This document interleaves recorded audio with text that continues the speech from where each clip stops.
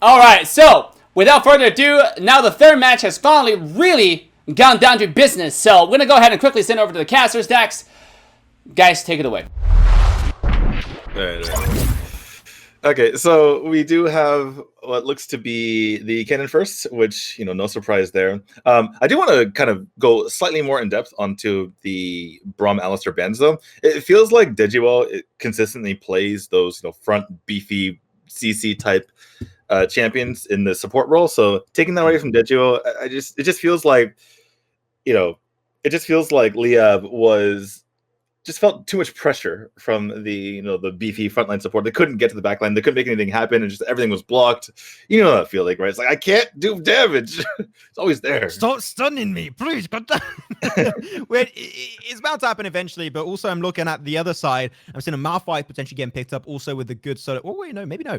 I was about to say Zhana was going to be a great pickup, and an entire reason why Zhana's ultimate is so up there when it comes down to creating room for your team, breathing space. Kennen, his intention is to all jump flash in some way, shape, or form, get in the middle of the fight and ult and hit those big fat stuns and that big fat burst. Here you have a Zhana that can actually create so much space and zone away the enemy team at the start, at the engagement of a fight, that Zhana here, just to deal with a Kennen alone, and also potentially the Lee Sin as he's tried to dive really deep into it. I think Zhana here is potentially the best pickup you could think of to deal with a Kennen, to make sure that those late game fights, he's not as impactful as you might expect from a Kennen. I'm going to change the subject for just a moment here. So apparently our next best of 3 after this is going to not occur because one of the teams forfeit. And keep in mind, both of these teams 2-0'd. Okay, so the team that's going to forfeit, they're forfeiting because they're in the finals of an ESL tournament, right? And both of these teams 2-0 that team that's in the finals of an ESL tournament. That's how good these teams are. Okay, so that's why I wanted to. I know we're going to talk about it after this game, and we're going to explain why the next BA3 doesn't happen. But I wanted to say it here just to kind of preface this match, because these two teams are so good. They just 2-0 the team that has to forfeit because they're in the finals of a different tournament. So yeah, this is pretty high level stuff, dude. Pretty top tier stuff all around. I have to agree on that one. But there we go. The drafts are now going to be set and done, set in stone for this final game so far. If you guys have joined the stream a little bit late already, I've got to say welcome to the jungle. We are diving into game number 3 of this first matchup of Liyab Esports versus Sengoku Gaming. And so far it is 1-1. First game was won by Liyab, as we did have a weird composition, I might say, coming on through from Sengoku. And the second game was won, I got to say, pretty damn dominantly by Sengoku Gaming themselves. They had an absolutely top tier composition on their side. But now game 3 is coming all down to this. As I said earlier, this is the tippity top of the iceberg, the tippity top of the mountain. And it's all coming down to this. As here we go, we are on the wild drift once again and seeing who's going to be taking this final game. Did they just bait? Did Sengoku bait Liyab into taking Janna? Because they were hovering Janna. They did, and then yeah. And then Liyab was hovering Malphite, but then they took Janna, and then Sengoku took Malphite at the end. So it's like, did they just bait them to take? That's really funny. So they got who they wanted in the other roles, and they ended up picking Malphite in the end. And the other funny part about that, is that we were talking about how Digimon loves to play his big beefy supports, and most of the big beefy supports were gone, at least the top tier ones. So he's just like, well, I don't care if he's not really that much of a support, but I'm going to go with a big beefy guy, and we just pick the Malphite. Let's do that. Yeah, fair enough. I mean, I also really enjoy it because you want something to be able to follow up with the Kennen, right? Because Kennen, sure, he can undive and get that big ultimate, but Kennen is still relatively squishy when it comes down to it. So you want to make sure that you can still back him up in some way, shape, or form with some CC to make sure that he doesn't get bursted in a single second, and you can actually buy some time for him. And also, Malphite ultimate followed into a Kennen stun ultimate, that. There's a lot of synergy coming into it. So I think that overall their composition is a pretty strong one. And I think that if they execute it pretty well and do not fall behind when it comes down to it in the early game stage, I do think that they're still in a really good draft position to take this series 2-1. Yeah, if you look at the rest of the team, right, it's like a Lee Sin who kind of just jumps in and does stuff on his own. You have the Jin and the Orianna who kind of sit back and deal damage, but not necessarily part of a one-more combo. But perhaps you can say that about the ult from Orianna there.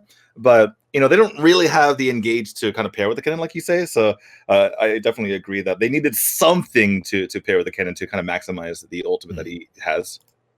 I'm also talking about draft. What I think is also that we're talking about the Malphite a lot, and I think there's also another reason to not only just follow up in the fights with the Kennen, but also Malphite, for a lot of reasons, is a really good matchup into Miss Fortune, because Miss Fortune is known as one of the most annoying poke early game characters in the ADC position. And the thing is, Malphite has his passive that every few seconds he'll get, a big beefy little shield for himself and allow him to actually tank up for the Jhin. So it's also a good matchup for the late game to pair up with the Kennen, but also just in general to deal and negate that poke-in with the ricochet from the Misfortune. So I think overall, there was a lot of thought process put into it, and why they did not go for Janna. As you mentioned earlier, they forced the Janna, I have the impression, in the draft onto the side of Liyab, which unfortunately now at this early stage, Janna's not going to be all that useful until like very late into the game, which should give them the advantage early on to maybe get some early frags or at least get a CS lead in some way, shape, or form.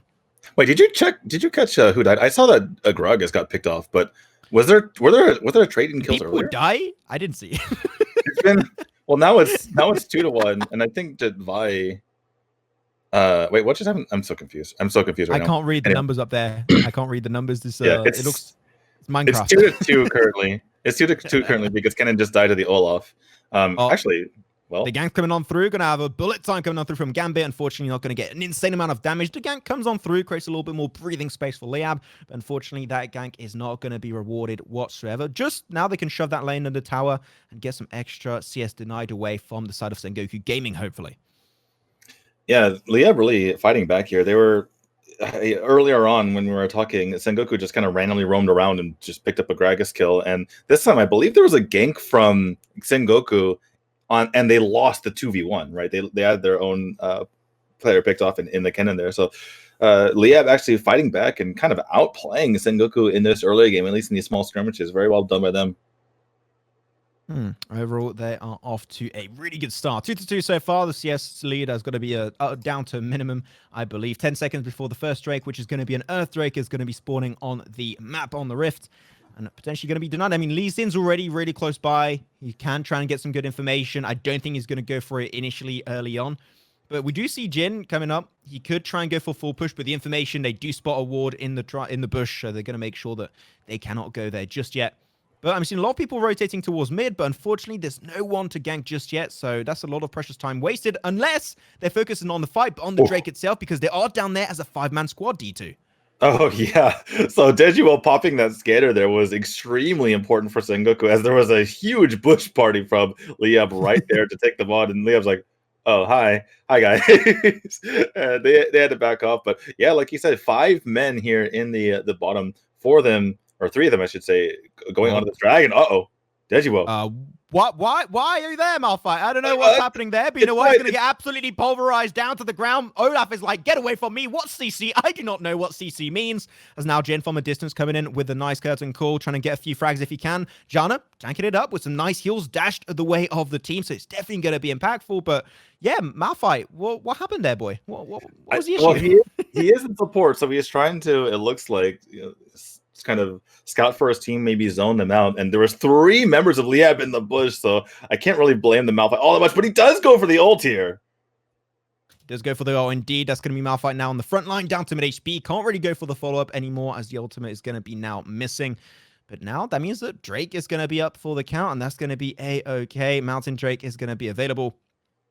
And that was going to be the first one for them. And once again, like Mountain Drake, when it comes down to it, for like such a nice tank like a Malphite, like also Lee Sin's going to bring a lot to the table into the later game stages. So this is definitely a great pickup for them. But now also, I mean, we've already seen them move towards the top side of the jungle. Herald is going to spawn in now the next 12 seconds. Like, that might just be an instant pickup once again.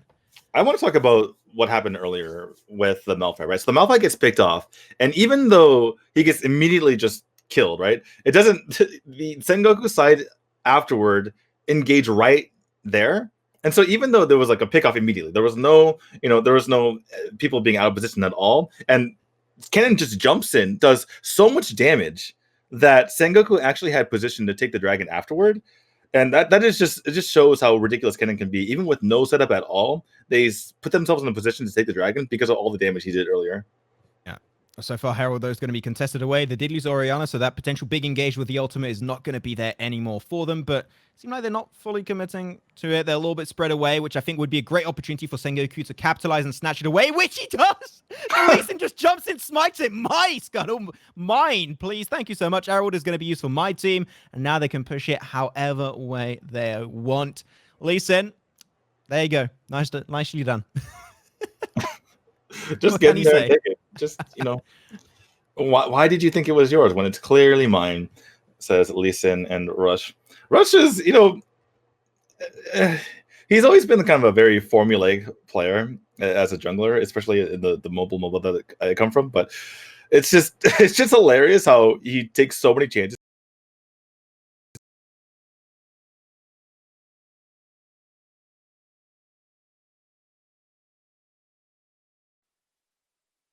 A little bit of technical issues there, but don't worry, we're resolving it, and then it should be coming online shortly after.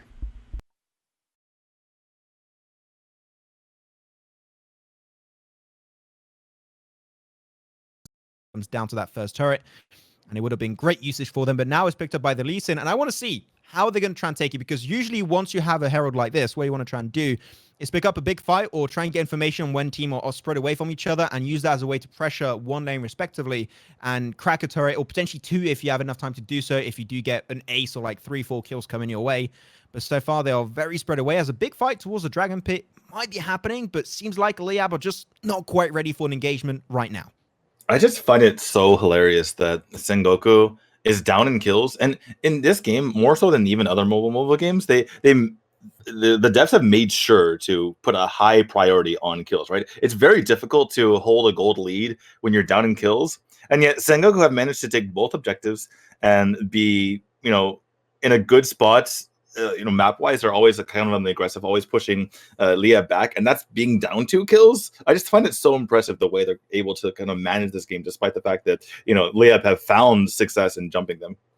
I fully agree. Like, they're definitely holding on really strong. Like, a 2-kill lead also is like really not all that significant when you think about it. Mainly in the early game stage, what you're looking out for. Hey, on the ladder. On the ladder, that's GG. That's surrender time. Yeah, that's like FF, dude. Get out of the game. We're going back in lobby. We restart. Let's go. Get me out of here. Which, like, hey, no, I'm a support main. Usually, this is the point in time where, like, hey, support diff. I'm just like, bro, come on. Like, you died twice trying to, like, dive tower, and you were, like, level 2. But fair enough. I get it. It's understandable. But seriously, this is so relatable, right? We're relatable.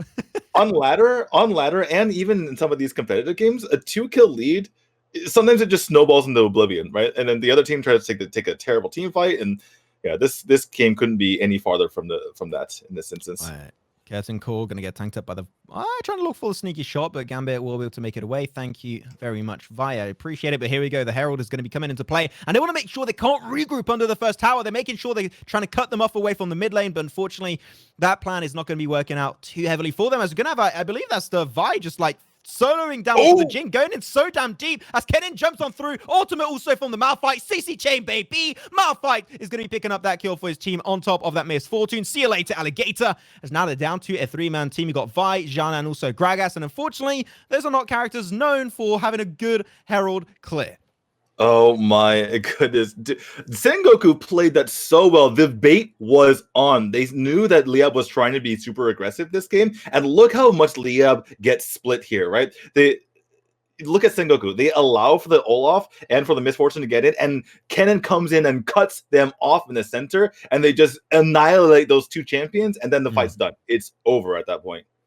I gotta say, I'm gonna call that a throw from the Vi. I don't know what the overall intention was there to try and pick up onto the Jin. You know that characters were still on the river on the other side, down south of your position. And the moment you were gonna try and go on Jin, you were gonna get like sandwiched up. And I think that at that point, the rest of the team of Liyab must have been, he threw that fight. We let him die solo. At least we remain as a 4-man team, and we can clear Herald that is currently pushing through mid, by the way. And I think that was definitely like a mistake that led into another mistake that at the end of the day, Sengoku Gaming were like, 3 kills? Hell yeah, give me those. I'll take it any day of the week. And now it's down to 5 to 5. I think that the Kennen cutting off everyone was a huge deal though, right? Yeah, because you saw everyone running in, you saw Liyab like go, and then Kennen's like, no, stop. you guys go that way, and unless you want to run through a literal lightning storm, you guys can just back off for a second here. Like, it's just overall, like, Sengoku playing so damn good. Like, what can you do? Their macro is just so on point. Their synergy, their shot calling is absolutely top tier. I do not know who the IGL is for the team. I don't know if you even know that, D2, but like the IGL, whoever it might be for Sengoku Gaming, knows what he's doing. He is in a role that suits him perfectly, and I would love to see more of him coming into the potentially official esports scene in 2021. I'm showing my noob side. I don't know, what does IGL stand for? Sorry. IGL, in-game leader. He's like the one who does the shot calling and shot does the caller. calls of the Okay. team. I'm sorry. Shot caller. Yeah, it's cool. Hey, IGL shot caller, same thing is all good. Potato, patati. No, that's not how you say it, but same thing. Looks like Liyab's getting jumped upon. Ooh, hold the phone here. Gambit having fun with some explosive seeds over there, but you know what? They're going to get pummeled pretty heavily. Vi is going to be down once again. Vi, like, having a little bit of a jungle diff in this game so far, I'm not going to lie. As Gambit is just going to try and push in mid, not doing too much for his team, unfortunately. As now bot lane is going to be indeed losing that initial turret. Baron is up for the taking, and seeing how strongly they've been going so far, Baron might be a good decision to go for here. Yeah, just to get back to your your point, I believe that 3 members of Sengoku are Japanese and 2 are Korean, so it might just be like they have all really good game sense, and then when the shot calling is just like Jenna, misfortune, or something like that. I don't know. I've seen that happen before in these teams that have a mix. Oh my goodness. Now you would be misfortune. No, Zhana. And there you go. Zhana's down. That's going to be a nice kill for them. Unfortunately, Vi once again caught out of position. Curtain call coming on through from none other than the Jin himself, as Gambit might be taking another bullet. Oh no. That 4th bullet. 1, 2, 3, 4. Get out on the floor. As now Rubik's going to try and make it away. Gragas going a little bit too deep in that one, but no, he flashes through, forcing the Vi out of her own position, out of her base. And now she's just like, well, I'm kind of in a really scary position. I'm going to be taken down. 2 frags coming on through. The support and also the jungler are out of commission, as same for the ADC. And this is just Sengoku now. They were like 5-3. They were a little bit behind at the start, but now they're just coming back strong. And 7-1 for the Orianna. She is popping the hell off. I was just about to comment that Misfortune shouldn't get debated into this curtain call here. Let's take a look at it once more, right? So they're fighting here, and you see the Lee Sin looks like he's low, looks like he's vulnerable, right? Yeah, it's like no, there's a curtain call, and there's an Orianna there.